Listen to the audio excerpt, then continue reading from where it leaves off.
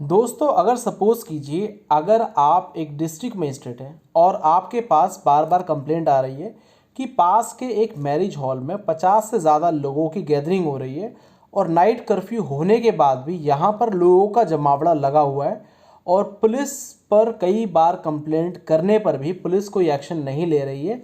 तो इस केस में अगर पुलिस वाकई कोई एक्शन नहीं ले रही है और आप उस पुलिस व्यवस्था से तंग आ गए तो आप क्या एक्शन लेंगे।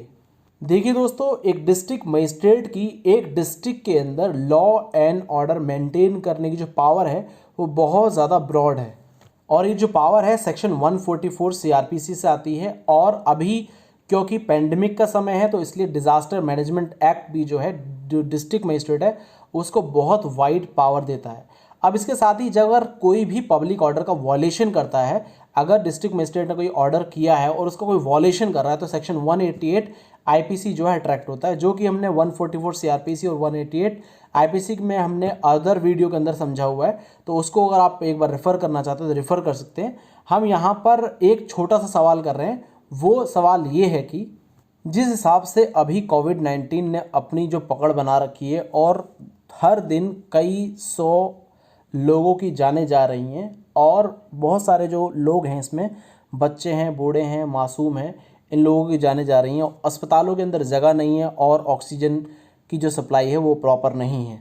तो ऐसे माहौल के चलते एक डिस्ट्रिक्ट मजिस्ट्रेट होने के नाते अगर आपको अपनी डिस्ट्रिक्ट बचानी है कोविड-19 की सिचुएशन से, तो क्या आपके मन में पहले जो सवाल आएगा कि वो स्ट्रिक्ट एक्शन लेने का आएगा या फिर आप एक ढुलमुल रवैया अपनाएंगे कि चलिए शादी है, इस आदमी की शादी ज़िंदगी में एक बार ही होती है तो उसको आराम से निपटने दिया जाए।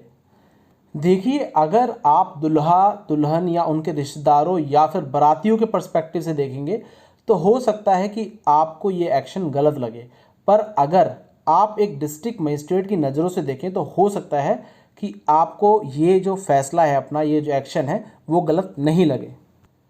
कुछ लोग कहेंगे कि महाकुंभ या फिर बंगाल इलेक्शन में ये कड़ा रुख क्यों नहीं अपनाया गया। देखिए दोस्तों, मैं ना तो ये कह रहा हूँ कि वो गलत नहीं थे, पर वो गलत नहीं थे तो ये भी गलत नहीं होने चाहिए, इसकी वकालत के पक्ष में मैं बिल्कुल नहीं हूँ।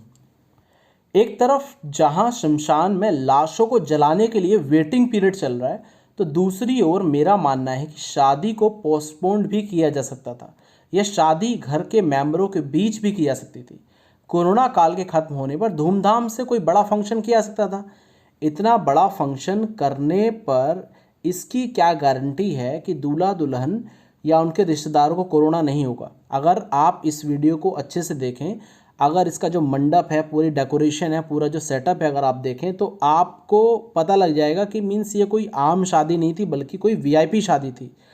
और कोरोना अगर हो जाता है किसी को भी, अगर ये जहाँ पर जो लोग आए इनको कोरोना हो जाता है तो आप इसका मतलब एज ऑन डेट समझ सकते हैं कि मीन्स ना तो आपको बेड मिलेगा ना तो आपको ऑक्सीजन मिलेगी।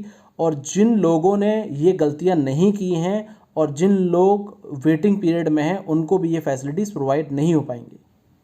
देखिए दोस्तों, जब तक कानून कठोर ना हो तब तक कुछ खासकर तबका ऐसा होता है जिसको कुछ समझ नहीं आता और उसको कुछ फ़र्क नहीं पड़ता है।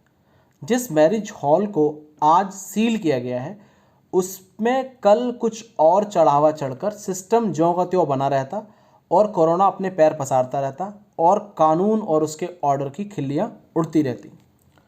अब बात आती है कि डिस्ट्रिक्ट मजिस्ट्रेट थोड़ा गुस्से में आकर लोगों के साथ दुर्व्यवहार करना या डांट फटकार करना क्या अनुचित नहीं था।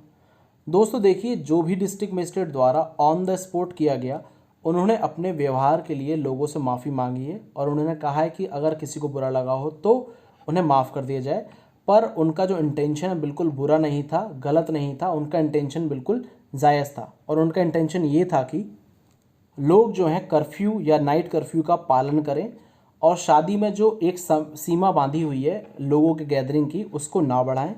और पुलिस और मैरिज होम को सबक सिखाना और संदेश देना कि बिना इनकी मिली भगत के इतना बड़ा फंक्शन जो है वो पॉसिबल नहीं हो सकता है और इसलिए डिस्ट्रिक्ट मजिस्ट्रेट का इंटरफेरेंस करना ज़रूरी हुआ।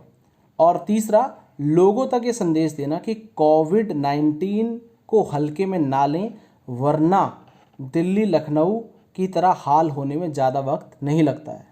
दोस्तों, इस पूरे विषय पर मैं आपकी राय जानना चाहता हूँ। आप एक डिस्ट्रिक्ट मजिस्ट्रेट की तरह सोचिए और एक कॉमन मैन की तरह सोचिए, और आप मुझे ये बताइए कि अगर इस डिस्ट्रिक्ट मजिस्ट्रेट को निलंबित करने की डिमांड की जाती है, सस्पेंड करने की डिमांड की जाती है, तो वो क्या डिमांड उचित है या अनुचित है? यानी कि जो डिस्ट्रिक्ट मजिस्ट्रेट है उनको सस्पेंड किया जाना चाहिए या नहीं किया जाना चाहिए? आपकी इस पूरे विषय पर राय क्या है, ज़रूर कमेंट बॉक्स में मेंशन कीजिए, और हो सके तो रीज़न भी दीजिए कि अगर सस्पेंड किया जाना चाहिए तो क्यों किया जाना चाहिए, नहीं किया जाना चाहिए तो क्यों नहीं किया जाना चाहिए। मेरी अपनी पर्सनल राय ये है कि मीन्स इस तरह के मैटर जो है यहाँ पर एक लेसन देना भी ज़रूरी था। तो ये मेरा पर्सनल ओपिनियन, आपका पर्सनल ओपिनियन क्या है ज़रूर बताइएगा। धन्यवाद।